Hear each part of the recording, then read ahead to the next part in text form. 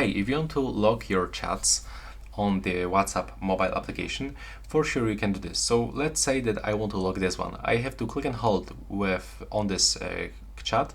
Then I have to click on the three dots in the right upper corner and select lock chat.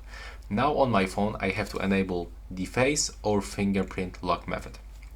So I did it, but if you don't know how we can actually find these settings, you will have to go into the settings and type, for example, the face or fingerprint. And now you will be able to locate the password and the security and provide your data just right here in your phone. That's how it looks.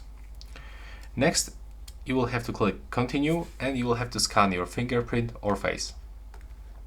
And now, as you can see, I successfully locked my chat. Now when I want to open it, I will have to scan my fingerprint. And now I will be able to open it. And that's basically how it looks. So right now, please subscribe to my channel and see you in the next one.